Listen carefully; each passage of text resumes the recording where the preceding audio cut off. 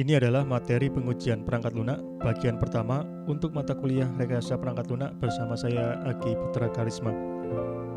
Capaian pembelajaran kita pada pertemuan kali ini adalah mampu menerapkan konsep pengujian perangkat lunak dengan pendekatan objek. Adapun agenda pembahasan, yang pertama adalah tentang pengertian dan urgensi dari pengujian. Yang kedua adalah prinsip-prinsip pengujian. Yang ketiga adalah karakteristik dan teknik pengujian. Dan yang keempat adalah tentang white box testing yang terdiri dari dua di sini, basis path testing dan control structure testing. Pengertian pengujian menurut Glenn Myers. Jadi pengujian adalah suatu proses eksekusi program yang ditujukan untuk menemukan kesalahan. Sedangkan menurut Roger S. Pressman, pengujian adalah sebuah elemen penting dari penjaminan kualitas perangkat lunak dan merepresentasikan review akhir dari spesifikasi, perancangan, dan implementasi.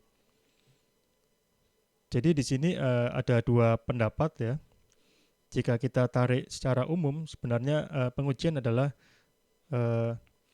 suatu kegiatan dengan tujuan untuk menemukan kesalahan yang ada pada program ya. Jadi kesalahan itu harus sudah ditemukan sebelum kesalahan itu ditemukan oleh pengguna. Jadi kesalahan ini kita pastikan sudah tertangkap sebelum program atau aplikasi kita serahkan kepada pengguna. Dalam pengujian ini dia dilakukan eksekusi terhadap program. Jadi kita tidak sekedar membaca kode program atau membaca spesifikasi, tetapi kita perlu melakukan eksekusi terhadap program ya. Jadi ini dilakukan pengujian ini dilakukan pada saat runtime ya. Jadi aplikasinya atau perangkat lunaknya kita jalankan, kemudian kita uji. Sehingga pengujian ini sering juga dikatakan dengan istilah teknik yang bersifat dinamis ya. Karena dia melibatkan eksekusi program. Sedangkan untuk urgensi dari pengujian, mengapa kita melakukan pengujian? Jadi tujuannya adalah perangkat lunak harus sedapat mungkin terbebas dari segala kesalahan ya pada saat dieksekusi oleh pengguna. Sehingga perangkat lunak harus diuji terlebih dahulu untuk menemukan sebanyak mungkin kesalahan sebelum digunakan oleh pengguna. Jadi sekali lagi bahwa tujuan utama dari pengujian adalah untuk menemukan sebanyak mungkin kesalahan ya. Prinsip-prinsip pengujian menurut Davis. Jadi yang pertama adalah semua pengujian harus bisa ditelusuri ke kebutuhan-kebutuhan customer. Kemudian pengujian seharusnya direncanakan jauh sebelum pengujian dimulai.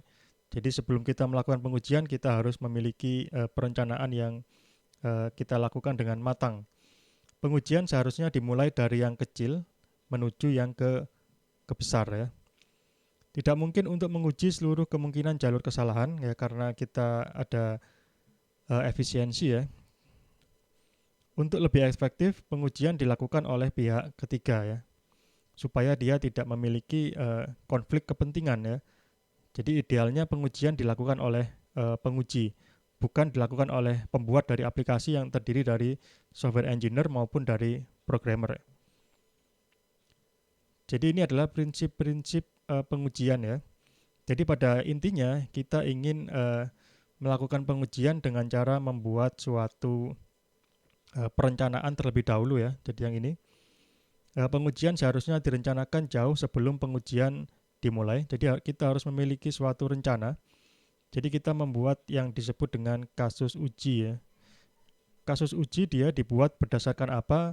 Berdasarkan kebutuhan-kebutuhan dari customer ya, dari kebutuhan fungsional ataupun kebutuhan non fungsional ya.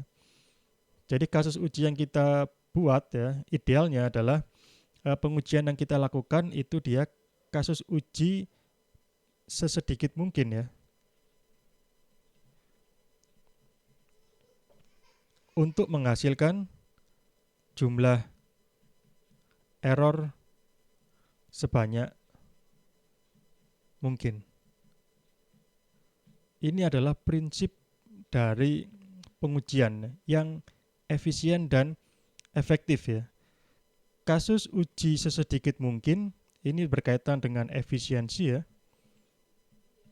Untuk menemukan jumlah error sebanyak mungkin ya. Ini efektivitas. Jadi ini adalah dua hal yang perlu kita pegang ya ketika kita akan melakukan pengujian.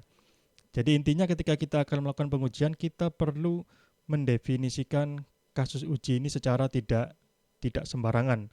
Jadi nanti kita akan mempelajari teknik ada dua teknik untuk membuat kasus uji yang kita pelajari. Yang pertama adalah white box dan yang kedua nanti ada black box pada pertemuan berikutnya.